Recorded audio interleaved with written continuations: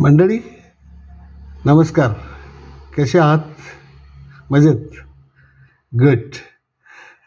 तर ऑनलाईन ट्रेडिंगमध्ये आत्तापर्यंत आपण दोन विषय हाताळले. एक DWM आणि दुसरं 5S. आता गुड हॅबिट सदराखाली आज तिसरा विषय आहे कायझन. आता कायझन म्हटल्यानंतर वाय, कशासाठी? तर ह्या आपल्या वर्क लाईफसाठी पण महत्त्वाचा आहे आणि आपल्या वैयक्तिक लाईफसाठी सुद्धा महत्त्वाचं आहे. हे मनावर ठसवून घ्या सगळ्यात पहिलं. आता कायझन म्हणजे काय? सिंपल साध्या भाषेत इम्प्रूव्हमेंट करणं, सतत इम्प्रूव्हमेंट करणं, इम्प्रूव्हमेंट करण्याची संधी न सोडणं आणि तशी सवय लागणं आणि तसे संस्कार आपल्यावर होणं. आता ह्या 4 शब्दात तुमच्या लक्षात येईल की Kaizen as a good habit हे एखाद्या माणसाचं आयुष्य बदलू शकतं. असं नाही की हे फक्त कामावर असताना करायचं आहे. ही हॅबिट आहे, ही नजर आहे. आता पुढे बघू आपण काय ते. कशासाठी कायझन करायचे? वर्कप्लेस,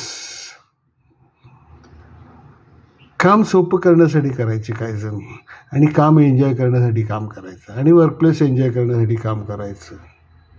का? कारण तुम्ही स्वतः पहिला माणूस किंवा पहिली व्यक्ती असणार आहे की ज्याला कायझन कुठल्या एरियात करायची गरज आहे हे सर्वप्रथम कळतं. तर त्यामुळे कायझनची संधी जी आहे ती काम करणाऱ्या माणसाला पहिली संधी मिळते. आता त्या संधीचं सोनं कसं करायचं पुढे बघू आपण. पण त्यामुळे हे कायझन करायचे आहेत आपल्याला. आणि वैयक्तिक लाईफमध्ये ह्याचा उपयोग कसा होईल? जसं मी पूर्वी म्हटलं तसं की रोज काही ना काही सुधारणा केली तर कालच्यापेक्षा आजचा दिवस चांगला, मागच्या महिन्यापेक्षा हा महिना चांगला, मागच्या वर्षापेक्षा हे वर्ष चांगलं. आपलं पर्सनल लाईफसुद्धा आपल्याला इम्प्रूव्ह करत केलं पाहिजे, ज्याचं आपल्याला समाधान मिळालं पाहिजे, आनंद मिळाला पाहिजे. आता कोण करू शकतो कायझन? आता एक लक्षात येईल की एखादा माणूस म्हणतो की ह्या माणसाला काही चांगलं दिसतच नाही, सारख्या चुका काढतं. इथं हे बरोबर नाही, तिथं हे बरोबर आहे, इथं चुकीचं आहे. आणि आपण विनोदादाखल म्हणतो की ह्या माणसाला चांगलं काही दिसतच नाही, सगळं खराबच दिसतं. पण मग हा चांगला गुण आहे का वाईट गुण आहे? माझ्या हिशोबाने हा चांगला गुण आहे. का?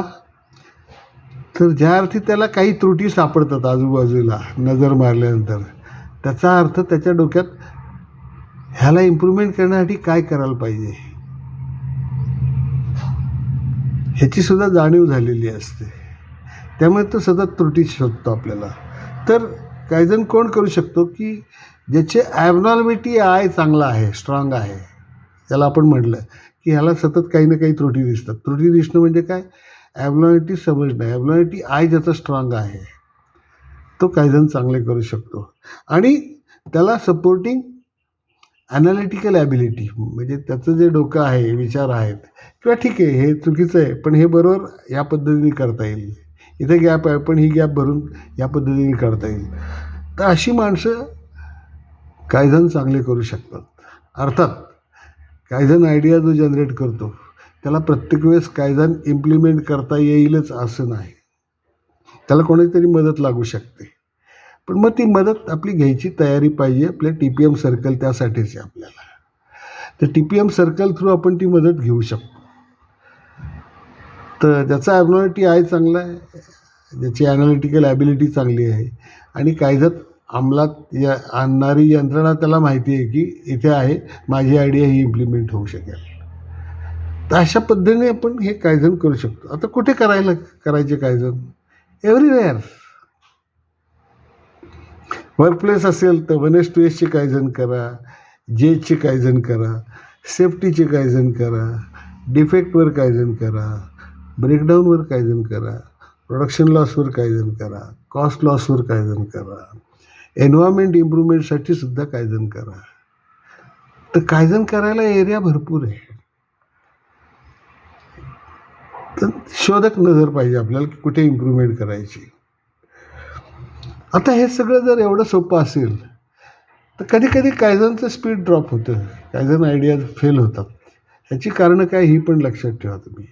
म्हणजे आपल्याला ते फेल्युअर फेस करायची गरज नाही पडली पाहिजे. आयडियाच खूप चांगली होती पण ती इम्प्लिमेंट झाली नाही, कारणं काही असत. त्यामुळे ज्यांनी कायझन आयडिया जनरेट केली तर थोडासा डिमॉरलाइज होतो, नर्वस होतो. तर मग पुढच्याच कायझन आयडिया जनरेट करून उपयोग काय, माझी आयडिया इम्प्लिमेंटच झाली नाही. तर हे एक कारण असू शकतं. आणि जर कायझन आयडिया एनकरेज करायची असेल तर कायझन इम्प्लिमेंटेशन सपोर्ट पुरेसा आहे की नाही हे बघणंसुद्धा तेवढंच महत्त्वाचं आहे.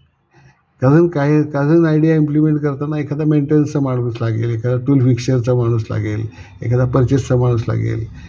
ह्या टाईपची सपोर्टिंग टीम असणं तेवढंच महत्त्वाचं आहे, तर कायझनचं स्पीड आपलं वाढू शकेल.